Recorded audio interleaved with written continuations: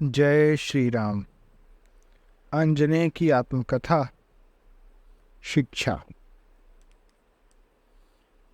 आप तो पता नहीं क्या क्या कहने लगते हैं। रघुकुल के बालकों को श्री हनुमान जी की योग्यता, असीम विद्या के संबंध में कोई भ्रम नहीं है। वे पवन नंदन को बीच में ही रोककर पूछते हैं, आप तो भगवान भुवन भास्कर के साक्षात शिष्य हैं। नित्य यात्री श्री सूर्य नारायण ने कैसे पढ़ाने का अवसर प्राप्त किया? आपने धरा पर किसी महर्षि को क्यों नहीं चुना अपने विद्या गुरु के रूप में? मैं अधिकारी नहीं हूं अयोध्या जाने का, मुझे अभी कुछ आता नहीं है। यह माता का बार बार कहना मेरे मन को उत्तेजित करता था। साथ ही मेरा हृदय यह सोचकर बैठ जाता था कि मैं वानर हूं। मेरी योग्यता होगी भी तो भला कितनी।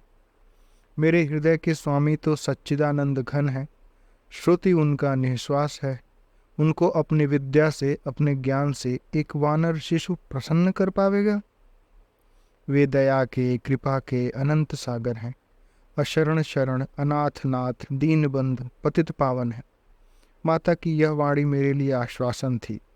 वे साधनहीन, शक्तिहीन, सर्वथा दुर्बल, सब प्रकार से दुर्बल, पर सबसे पहले प्रसन्न होते हैं। यह सब तो ठीक, किंतु उनकी सेवा करनी है तो सेवा की कुछ तो योग्यता अपने में चाहिए। अतः आवश्यक था कि मैं अध्ययन करता। मैंने पिता से मचलना प्रारंभ किया। मेरा उपनयन करा दीजिए, मैं विद्या अध्ययन करूंगा। तुम किससे अध्ययन करोगे? पिता ने एक दिन पूछा। जो सबसे बड़े ज्ञानी होंगे, सबसे बड़े विद्वान होंगे, श्रुति शास्त्रों के, उनसे, मैंने सोल्लास कहा। वे कौन है? सबसे बड़े श्रुति शास्त्र के विद्वान कौन है? पिता 2 क्षण मौन रह गए। मैं इसका निर्णय नहीं कर सकता, तुम किसी वृद्ध महर्षि से पूछ लेना।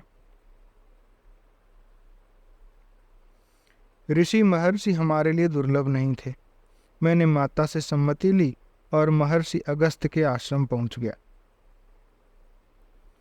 उन दयाधाम का तो सदा स्नेह रहा है मुझ पर। मैंने उनके चरणों में प्रणाम करते जब जिज्ञासा की, वे भी गंभीर हो गए। सबसे बड़े लोक पितामह भगवान ब्रह्मा, सब ऋषि महर्षि गणों के आदि पुरुष वे, किंतु उनको भी श्रुतियों का ज्ञान भगवान नारायण से प्राप्त हुआ। महर्षि ने कहा, भगवान नारायण ने किससे अध्ययन किया? मैंने बाल चपलतावश पूछा। उन्हें कौन अध्यापन करावेगा? वे स्वयं ज्ञान स्वरूप हैं। महर्षि ने सस्नेह समझाया। श्रुति उनका निःश्वास है का अर्थ ही है कि श्रुति उनका स्वरूप, उनका जीवन है। वे प्रभु ही ज्ञान है। मैं उन्हीं से अध्ययन करूंगा। मैंने झटपट निर्णय कर लिया। कहाँ मिलेंगे वे? मुझ वानर को वो पढ़ावेंगे? पता नहीं क्यों महर्षि ने नेत्र बंद कर लिए। कुछ काल वे ध्यानस्थ रहे। नेत्र खोलने के पश्चात बोले, वत्स, अवश्य वे तुम्हें अध्यापन करेंगे। तुम उनके केवल उन्हीं के अंतेवासी हो सकते हो। साक्षात रुद्र को पढ़ा सके ऐसा कोई महर्षि जनलोक में भी नहीं है। धरा पर कहाँ से होगा? वे कहाँ मिलेंगे? मैंने पुनः पूछा। ये गगन में भासमान भगवान आदित्य साक्षात नारायण हैं। महर्षि अगस्त्य ने आकाश की ओर संकेत किया। समस्त श्रुतियों के मंत्र इन मरीचिमाली की किरणों के कंपन में नित्य शब्दायमान हैं। कोई भी ऋषि तभी ऋषि होता है जब वह इन सविता देवता की कृपा से इनकी किसी किरण में संयम करके उसके कंपन से ध्वनित मंत्र का श्रवण करता है। अपने अंतर में और समाधि के द्वारा उस मंत्र के अर्थ का साक्षात्कार प्राप्त करता है। महर्षि की वाणी मेरी समझ में तब ठीक ठीक नहीं आई थी, किंतु मैं इतना समझ गया था कि भगवान सूर्य सबसे श्रेष्ठ ज्ञानी है। महर्षि से मैंने विदा ली। मैं भगवान सूर्य से अध्ययन करूंगा। लौट कर जब मैंने अपना यह निर्णय सुनाया, माता प्रसन्न हो गई। सर्वसाक्षी सर्ववेद में भगवान सूर्य ही हैं। माता ने मुझे उत्साहित किया। धरा के ऋषि मुनि पता नहीं वानर बालक को अध्यापन करना स्वीकार भी करेंगे या नहीं। पिता ने मेरा उपनयन संस्कार करा दिया।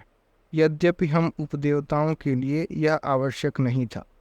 मैं माता के गर्भ से ही मौंजी मेखला तथा मौंजी यज्ञोपवीत पहने ही उत्पन्न हुआ था, किंतु मैंने सुना था कि आर्य शिशु उपनीत होने के पश्चात अध्ययन करने गुरुगृह जाते हैं। मैंने इसी से उपनयन का आग्रह किया। सविधि उपनयन हुआ मेरा। उपनीत हो जाने के पश्चात जब गुरुगृह जाने का प्रश्न आया, मैंने गगन की ओर देखा और हताश होकर बैठ गया।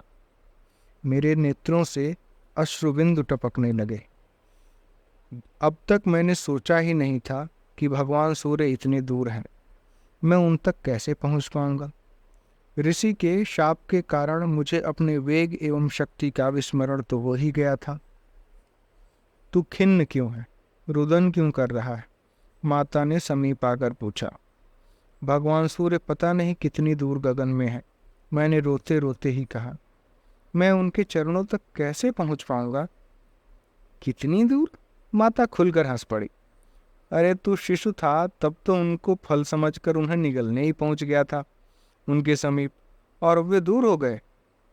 मेरे लाल के लिए भी त्रिभुवन में कोई स्थान दूर है या कोई कार्य असाध्य है? उठ। वे रहे भगवान आदित्य। माता ने आकाश की ओर हाथ उठाया तो मुझे ऐसा ही लगा कि सचमुच रविमंडल तो अत्यंत समीप है। अपना पलाश दंड मृगचर्म कमंडलू मैंने संभाल लिया। माता को प्रणाम करके उपनयन कराने वाले ऋषि से अनुमति ली और आकाश में ऊपर दौड़ पड़ा। मेरे लिए आकाश में दौड़ने और पृथ्वी पर दौड़ने में कोई अंतर नहीं है। हम कभी छलांग लगाने के अभ्यस्त होते हैं। जय श्री राम।